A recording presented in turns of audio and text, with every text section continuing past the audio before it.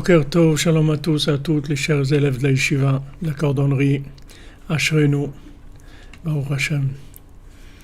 Encore un Chatzot, encore un Shiur, encore un Sipurim Massiot, qui sont des valeurs incommensurables qu'on ne peut même pas imaginer. Baruch Hashem, des cadeaux d'Hashem.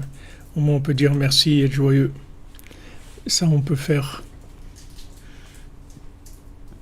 les participants, les activistes de la Géoula.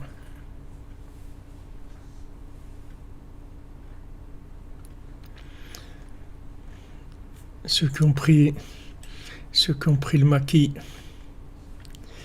les résistants à Malek, les résistants au Yush. Baruch Hashem, Asherenu. Donc on fait le cours de Sipurim Massiot pour la refoua de tous les malades, des malades de la tête, des malades du corps, des malades du cœur, des malades des pieds. Et la délivrance pour tout le monde, Bezrat Hashem, dans la joie, dans la miséricorde. Comme Rabbeinu l'a dit, qu'il a terminé parce qu'il est arrivé à décrocher la miséricorde qui rachète le monde entier, donc il n'y a plus de problème. Si Abraham Avinu il avait ça, alors il aurait terminé à son époque, Mashiach serait déjà venu. Mais comme il n'avait pas, à son époque il n'avait pas, et Moshe Rabbeinu non plus il n'avait pas, il n'y a que Rabbi Nachman qui est venu et qui est venu avec la miséricorde totale, c'est-à-dire miséricorde 100%. Donc avec ça, c'est la révélation de la nature véritable d'Hachem. Sa véritable nature, c'est d'être miséricordieux. C'est ça, c'est ce qu'il est. Il est miséricordieux. Il a créé le monde pour montrer sa miséricorde. Alors maintenant qu'on est arrivé à la fin des temps, au talon messianique, il y a une révélation de la miséricorde. Donc, comme Rabbi Nachman a dit, appuyez-vous sur moi.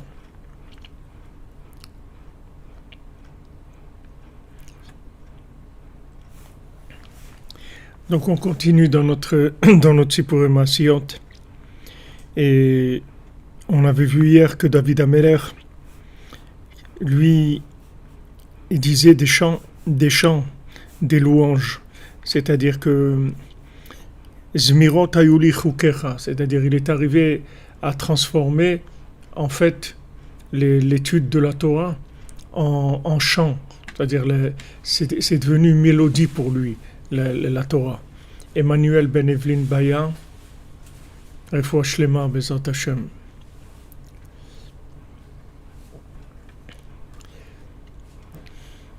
Que il est arrivé à un niveau où il a rentré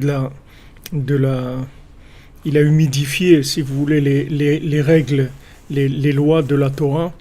Il les a humidifiées de manière à les rendre, à les rendre viables et agréables dans la joie. Et c'est ça qui a fait que sa royauté, elle est devenue éternelle, puisque c'est Mashiach ben David. Comment il est arrivé à être Mashiach ben David? Parce que sa façon de vivre, la Torah, on a dit que toute la Torah c'était des mesures, d'accord? C'est des mesures d'espace, de temps, ce sont des mesures. Merci Lionel Aflalo, qu'Hachem te bénisse. Baracha ve'atzlacha. Toi et toute ta famille, que maintenant les règles de la Torah, quand on parle de règles, automatiquement on parle de rigueur.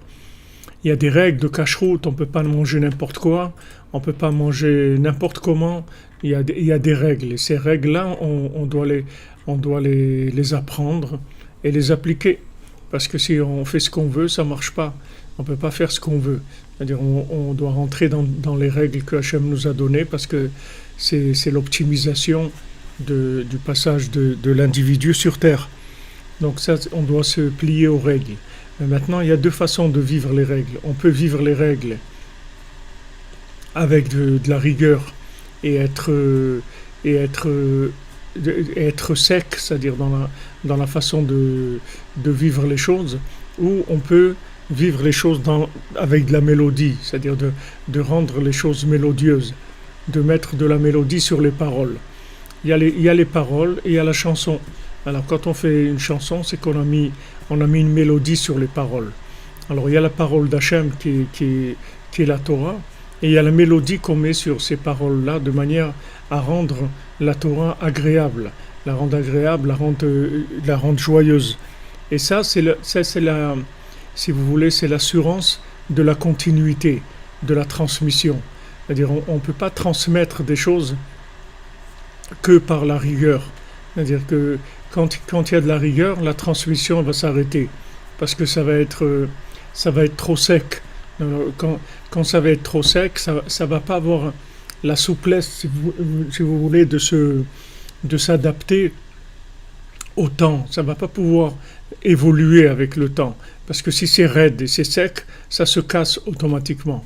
C'est-à-dire que la personne qui a reçu une Torah qui est raide, alors quand il va évoluer, ça va pas arriver, il va pas arriver à suivre avec sa Torah, c'est-à-dire ça va pas marcher, ça va le déranger quelque part, c'est-à-dire il va pas y arriver. Et du moment où c'est sec, alors ça va devenir désagréable.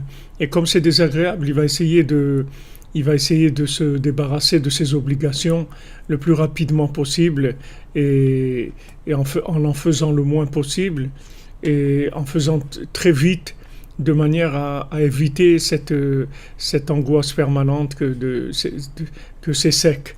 Donc maintenant, si on veut transmettre la Torah, ça se transmet dans la joie. Ça ne se transmet pas en étant sec et rigoureux. Donc ça, David Ameller, il a compris ça. David Ameller, c'était un vrai roi. Donc il savait que, comme dans le conte dans le conte des sept mendiants, alors Rabbeinu il dit que le roi il a dit à son fils, je sais que tu vas perdre la royauté. Quand tu perds la royauté, alors reste Bessimcha. Parce que si tu n'es pas Bessimcha, quand tu perds la royauté, ça veut dire que tu n'es pas un vrai roi. C'est-à-dire le vrai roi, c'est celui qui est capable que même quand il perd la royauté, c'est-à-dire qu'il perd le pouvoir, qu'il n'arrive plus à faire les choses de façon parfaite comme il aurait aimé les faire, c'est-à-dire comme il sait qu'il doit les faire, mais même s'il n'arrive pas à être parfait, il est joyeux quand même. Même alors maintenant, même s'il n'arrive pas à la perfection, il reste joyeux, il va y avoir une continuité.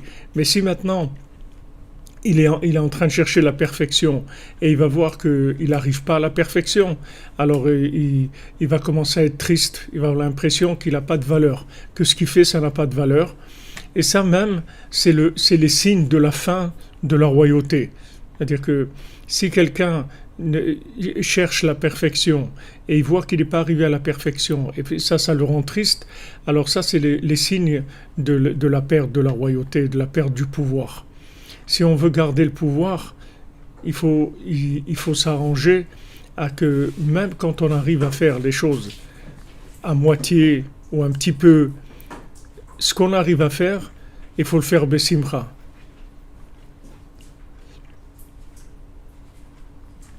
Ce qu'on veut faire, il faut le faire besimcha. C'est-à-dire que le service divin, il doit être fait besimcha. On peut pas servir Hachem bien que ça soit des obligations, c'est la parole divine. Mais cette parole divine, il faut qu'elle soit une joie pour nous.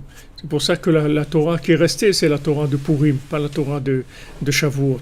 La Torah de Purim, non seulement elle est restée, mais elle va rester pour l'éternité parce que c'est une Torah dans la joie, dans l'amitié, dans la joie, dans l'échange entre les gens, dans le chesed, la bonté, la tzedaka, les réunions, les repas ensemble dans la joie, les danses, c'est ça qui va rester. C'est-à-dire ça, c'est une Torah qui reste. C'est-à-dire elle traverse le temps. Mais si maintenant c'est une Torah de rigueur, elle ne peut pas traverser le temps. Parce que le temps, il a des allées. Comme dans l'année, il y a l'été, il y a l'hiver, il On- Quand on est en été, alors il y a la chaleur, après il y a l'hiver, il fait froid. Alors il y a une adaptation à avoir, c'est-à-dire il faut s'adapter à ces périodes de l'année. Et spirituellement, c'est pareil, c'est-à-dire que le temps, il fait évoluer, c'est-à-dire il fait évoluer les choses, c'est-à-dire qu'on peut pas vivre, on ne veut pas vivre la Torah aujourd'hui comme on la vivait il y a 20 ans ou il y a 50 ans. C'est-à-dire on est obligé de vivre la Torah par rapport au rythme d'aujourd'hui.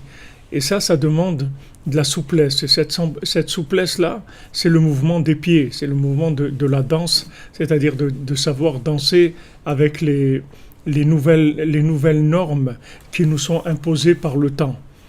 Et tout le principe, si vous voulez, de la halakha, la halakha, c'est-à-dire toutes les règles qui sont données pour pouvoir évoluer, circuler dans la volonté divine, ces règles-là, elles ont toute la souplesse possible pour qu'elles puissent suivre dans toutes les notions de temps. C'est-à-dire qu'il va y avoir toujours du temps qui va changer, et la Torah, elle va s'adapter. C'est-à-dire elle va pouvoir vivre dans tous les temps possibles. Mais ça, c'est s'il y a de la joie. C'est-à-dire elle est humidifiée, c'est-à-dire elle est souple. Mais si maintenant elle est raide, c'est-à-dire qu'elle va plus vers une application qui vient directement de la connaissance plutôt qu'une application qui vient du cœur, alors elle va donner des problèmes, c'est-à-dire de résistance, c'est-à-dire que ça va être difficile. Ça va être difficile et automatiquement ça ne peut pas se transmettre. La Torah qui n'est pas dans la joie, elle ne se transmet pas, il faut que vous le sachiez. Si vous voulez transmettre la Torah à vos enfants, à vos élèves, et il faut que vous la fassiez dans la joie. Sinon, ça passe pas, ça s'arrête. Même si les enfants ils vont faire des efforts au début, ils vont faire des efforts, ils vont essayer de respecter les enseignements de leurs parents, etc. Mais ça ne va pas durer. C'est pas quelque chose qui va durer parce que le temps va les agresser. Le temps va les agresser. Comme maintenant ils n'ont pas de souplesse, alors le temps il va dominer, si vous voulez, l'engagement. C'est-à-dire même s'il y a un engagement, mais du fait que c'est un engagement, il est plus une application intellectuelle qu'un vécu, le temps il va arriver à émousser, il va arriver à faire disparaître la chose, parce que en fin de compte, le fait d'avoir utilisé la chose avec de la rigueur, ça veut dire d'avoir géré la chose par un système temporaire. Parce que, si vous voulez, la notion de temps, c'est quand on veut vivre la chose, on veut l'appliquer et on ne tient pas compte du vécu, du côté du cœur, du côté de l'arbre de vie. On regarde que l'arbre de la connaissance, ça met de la pression et on se met à rentrer dans le temps. C'est-à-dire, la pression, c'est quand on subit le temps. Au lieu de le dominer, on subit le temps. Mais si maintenant vous avez une Torah dans la joie, une Torah que vous vivez, c'est le temps qui va vous subir. C'est pas vous qui allez subir le temps. C'est-à-dire, c'est le temps qui va devenir un moyen pour faire ce que vous allez à faire. Mais sinon, le temps, il domine. Et tout le principe de la royauté, c'est ça. La royauté, c'est la capacité de maîtriser le temps. Comme si quelqu'un il monte à cheval ou autre, il maîtrise la monture, qui est le temps. La chose principale de ce monde, c'est le temps. Donc, c'est ce que Hacham a créé. Voilà, dans la mélodie du temps. Exactement. Exactement, on danse avec la mélodie. Il y a une mélodie, et cette mélodie, si vous voulez, c'est comme des danses. Vous avez des danses qui sont lentes, rapides, plus rythmées, du reggae, du techno, des trucs. Et la danse, elle change à chaque fois. Elle change. Vous n'allez pas faire du tango danser le tango avec de la musique de trance. Ça va pas en même temps. Ça va pas. C'est-à-dire, vous êtes obligé de suivre. Alors le temps, Le temps, si vous voulez, c'est le facteur majeur de ce monde. Hachem, il s'est retiré pour que le temps puisse exister. Donc c'est vrai, le temps, c'est le facteur majeur de tout ce qu'il y a dans le monde. Après, il y a la distance, les volumes, tout ça, mais ça, c'est des conséquences du temps. La chose principale qu'Hachem a créée, c'est le néant dans lequel il a créé le temps. Donc ça, c'est la base de notre vie. Maintenant, le temps, où on le domine, où il nous domine. Il n'y a pas de, il y a pas de. Donc on en avait parlé à un moment, il y a quelques